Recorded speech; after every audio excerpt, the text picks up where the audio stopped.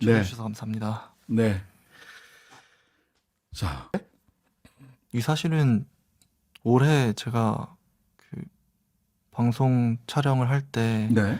그때 PD수첩 방송 촬영을 할 때 같이 용산 세무서에 가서 제 자산을 확인할 때 처음으로 주식 보유 현황을 확인하면서 2000년대부터 제가 회사가 정말 많이 있었구나라는 걸 처음 알게 됐어요.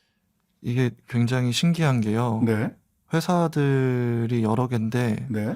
회사들의 그 목적 있잖아요. 예. 사업 분야가 예. 거의 다 똑같아요. 그러니까 뭐 팩토링 업무, 팩토링. 유가증권, 뭐 투자, 부동산 개발, 그리고 소프트웨어 개발, 컨설팅, 그리고 신기할 정도로 모든 사업들의 사업 분야가 굉장히 비슷하고요. 그리고 실제로 그거랑 관련 없는 사업체임을 아는데도 네. 다 목적은 그런 식으로 등기에 적혀 있더라고요. 아. 저는 무조건 그렇게 생각을 하는 게요. 뭐 전재용 씨가 검찰 수사를 받을 때에도 네. 저랑 제 형 명의를 사용해서 계속해서 사업을 운영하고 아. 또 제 어머니 친모의 이름을 사용하시거나 네.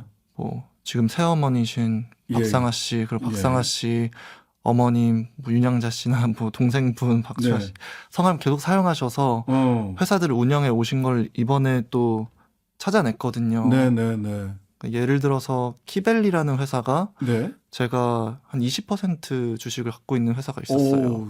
근데 그 회사를 찾아보니까 사내이사분이 이제 음. 박상아 씨 동생이신 박주아 씨 예. 그리고 예.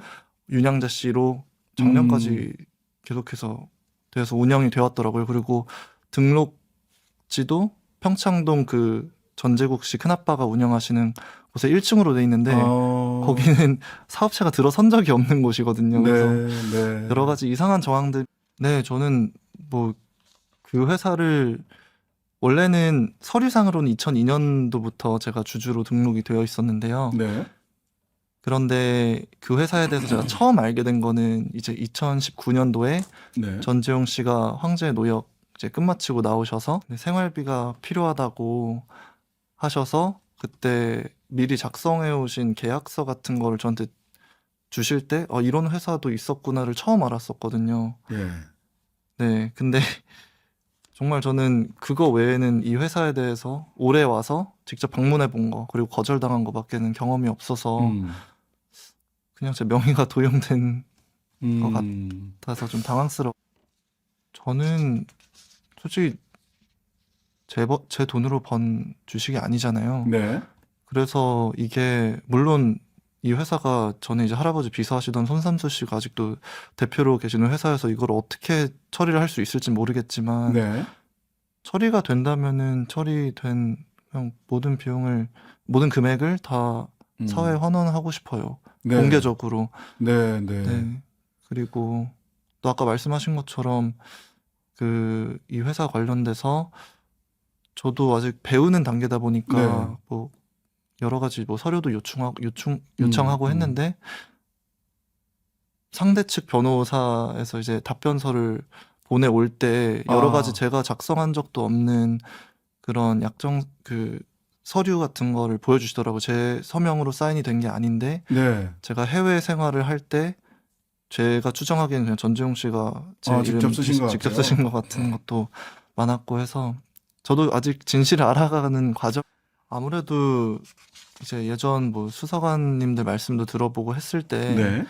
많은 비자금이 무기명 채권 형식으로 많이 조성이 되었었다고 들었어요. 그리고 못 찾으니까 그 규모가 얼마나 되는지도 모르고 예. 그래도 저희 가족 구성원분들이 하시는 여러 가지 사업체들을 네.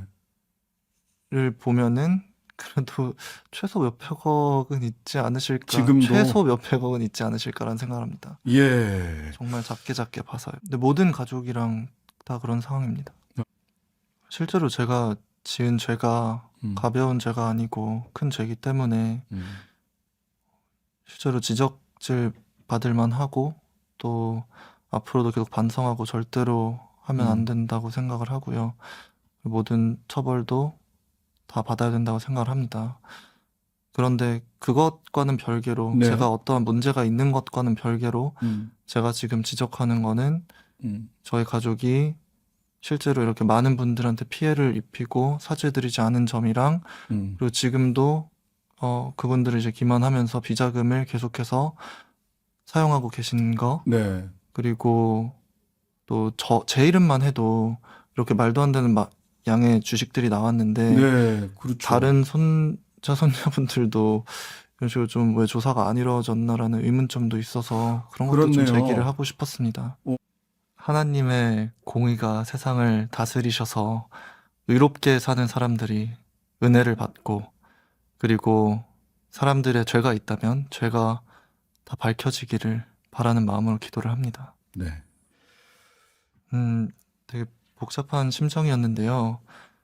아무래도 일단 저 포함해서 저희 가족이 5.18에 있어서 굉장히 큰 죄인이잖아요. 저희 할아버지께서 정말 많은 분들을 죽음으로 모셨고 그리고 또 거기에 대한 사죄도 안 하셨고 그리고 또 저는 그런 큰 죄가 있음을 알면서도 인정을 안 하고 좀 기피하고 그리고 굉장히 정말 제가 27이란 나이를 먹을 때까지 오히려 이분들의 입장에서 한 번도 생각을 해본 적이 없어요. 그런데 저번에 이제 처음 가고 계속해서 방문을 할 때마다 오히려 저에게 제가 정말 큰 죄인임에도 불구하고 광주 시민분들께서 따뜻하게 맞아주시고 또 사람 대우를 해주셨을 때 그 감사함을 잊지 않고 계속해서 광주에 가는 게 맞다고 생각을 했고요. 그리고 워낙 그 상처 아픔이 깊다 보니까 제가 뭐 한두 번 그냥 찾아뵌다고 해서 그분들의 아픔이랑 한이 풀릴 것 같지 않아서요. 앞으로도 계속해서 방문할 생각이고요. 그렇죠. 왜냐면 그분들은 정말로 제일 사랑하는 가족분들을 네. 잃으셨잖아요. 네. 근데 그분들은 돌아오지 않고 그리고 저는 지금 살아 있으니까 그거에 감사하고 또 죄송한 마음 계속 유지하면서 광주에 이런 소중한 기회가 주어졌을 때 제 사죄가 그분들에게 조금이라도 위로가 되니까 그런 소중한 기회가 주어졌을 때 계속해서 방문하고 싶습니다.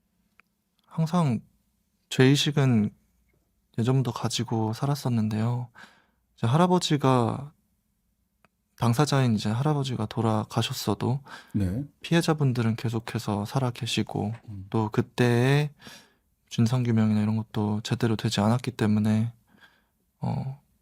그냥 할아버지 돌아가셨다고 모든 게 다 무마되고 사라지는 게 옳지 않다고 생각을 했습니다. 예.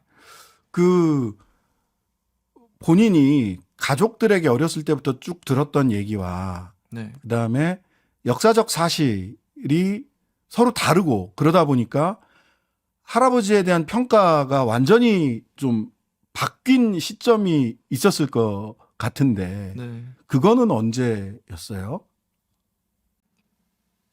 제 가슴에서 정말 완전히 변하게 됐다고 하면 가서 이제 피해자분들 직접 뵈고 또 그분들이 말씀하신 진실을 듣고 제일 마음이 완벽하게 바뀐 것 같아요. 네. 자, 전원 씨 두 번에 걸친 광주행과 진정성 있는 사과의 모습에 박관년 열사의 누나 박행순 씨는 단 한 번도 사죄하지 않던 할아버지 죄를 손자가 대신 무릎까지 꿇고 빌었다. 해묵었던 분노와 서름이 조금 풀렸다. 이런 직접 듣고 체감하셨죠, 광주에서. 네. 자, 5.18 유족들, 그래서 광주 시민들이 우리 전월 씨 어떻게 맞이해 주셨어요? 정말 넓은 마음으로 따뜻하게 맞아주셨죠. 저는 정말로 이때까지 가족들의 얘기만 듣고 또 저도 가족의 일원으로서 저희 가족의 죄를 방관하던 입장으로서 광주에 가게 됐을 때 굉장히 두려움이 컸었거든요. 어떤 네. 일을 당할지 모른다 이런 생각을 하고 갔는데 막상 가니까 정말로 가족같이 따뜻하게 맞아주시고 또 오히려 저보고 이제 건강 챙기라고 네, 네. 이런 식으로 이제 안부를 물어보시는 모습이 오히려 저를 지금 외면하고 있는 가족들과는 더 다르게 느껴지고 네. 더 따뜻하게 느껴졌습니다. 어, 어머니께서는 이제 보시면서 너무 죄송하다고 네, 네. 나중에 방문하면 좋겠다고 하셨는데 음. 정작 실제 당사자분 이제 할아버지의 이제 자손들 친자. 친자분들은 그런 마음은 없으실 것 같아서 좀 아쉬워요. 그분들이 직접 사죄를 드려야 이 피해자분들이 가장 많이 마음의 위로를 받고 한이 네. 풀리실 텐데 그래도 기도는 하고 있습니다. 네. 네. 네.